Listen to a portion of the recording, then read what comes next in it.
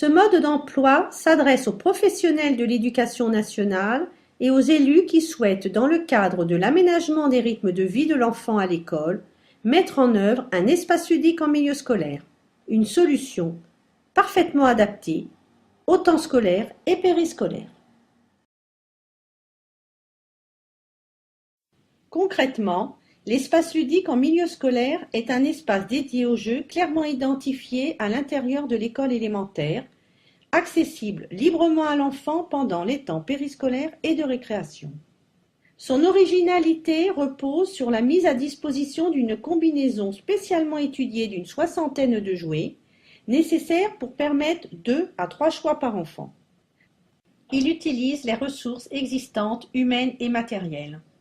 Étant donné que le principe consiste à laisser l'enfant aller librement vers les jouets mis à disposition, aucune formation particulière n'est requise pour le personnel encadrant, si ce n'est qu'être habitué à encadrer les enfants avec un regard bienveillant.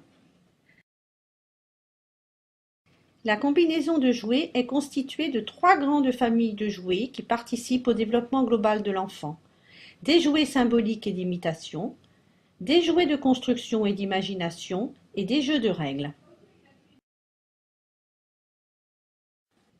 Les résultats rapides, significatifs et pérennes reposent sur la combinaison de jouets très spécifiques et le libre choix de l'enfant.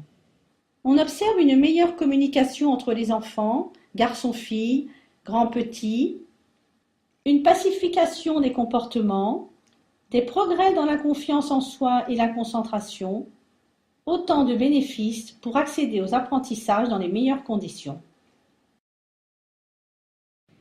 Vous êtes inspecteur de l'éducation nationale, directeur d'école, maire ou élu en charge de l'éducation, la mise en œuvre d'un espace ludique en milieu scolaire est des plus simples.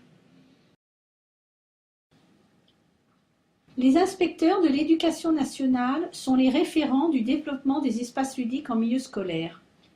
Leur mission consiste à diffuser l'information auprès des directeurs d'école et des représentants des collectivités, encadrer les équipes volontaires, établir la convention entre l'éducation nationale et la collectivité et assurer le suivi du dispositif. Les directeurs sont les maîtres d'œuvre des espaces ludiques en milieu scolaire.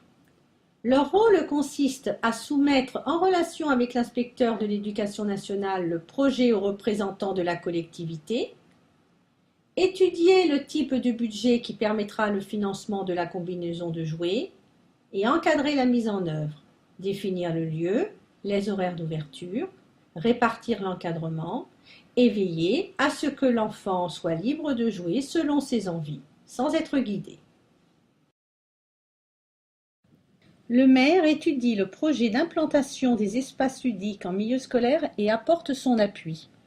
Il se concerte avec l'inspecteur de circonscription et les directeurs d'école en charge de la mise en œuvre pratique.